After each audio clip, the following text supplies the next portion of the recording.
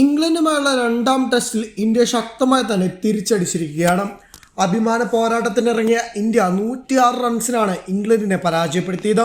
ചരിത്രത്തിൽ ആദ്യമായാണ് ഒരു ഏഷ്യൻ നായകൻ ബാസ്ബോൾ ഇംഗ്ലണ്ട് ക്രിക്കറ്റിനെ മലത്തിയടിക്കുന്നത്.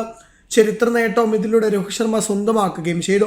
ആദ്യ ഇന്നിംഗ്സിൽ ഇന്ത്യ ബാറ്റ് ചെയ്തപ്പോൾ നേടിയത് 396 റൺസ് ആയിരുന്നു. യശസ്വി ജയ്സ്വാളിന്റെ തകർപ്പൻ ഇരട്ട സെഞ്ചുറിയിലാണ് ഇന്ത്യ അത്രയും വലിയ സ്കോർ പടുത്തുയർത്തിയത്. രണ്ടാം ഇന്നിംഗ്സിൽ ഇംഗ്ലണ്ടിനായി സാക് റോളിയും ബെൻ സ്റ്റോക്സും തകർപ്പനായി ബാറ്റ് ചെയ്തെങ്കിലും 253 റൺസിൽ അവസാനിച്ചു.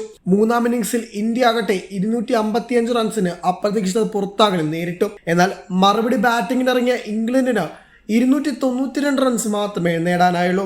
അങ്ങനെ 106 റൺസിന്റെ വിജയവും ഇന്ത്യ സ്വന്തമാക്കിയിരിക്കുകയാണ്. ആദ്യ ടെസ്റ്റിലേറ്റ പരാജയമാണ് ഇന്ത്യയെ ശക്തമായി തിരിച്ചടിക്കാൻ സഹായിച്ചതെന്ന് തന്നെ പറയാം. ആദ്യ ഇന്നിംഗ്സിൽ ജസ്പ്രീത് ബുംറ 6 വിക്കറ്റ് നേടി.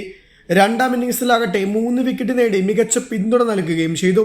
നാലാം ദിവസം ടെസ്റ്റിനെ ബാറ്റ് ചെയ്യാനിറങ്ങിയ ഇംഗ്ലണ്ടിന് തുടക്കം താരതമ്യേന പതിയായിരുന്നെങ്കിലും ഇടവേളകളിലെ വിക്കറ്റ് വീഴ്ചയാണ് ശരിക്കും സമ്മർദ്ദത്തിലാക്കിയത്.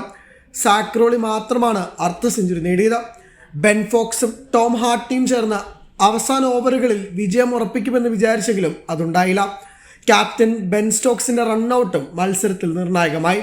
ജോണി ബെയ്സ്റ്റോ, ഒലി പോപ്പ് എന്നിവരുടെ വിക്കറ്റുകളും മത്സരത്തിൽ ഏറെ നിർണായകമായതാണ്. നൈറ്റ് ബാറ്റ്സ്മാൻ റെഹാൻ അഹമ്മദിന്റെ വിക്കറ്റാണ് ആദ്യം വീഴ്ത്തിയത്.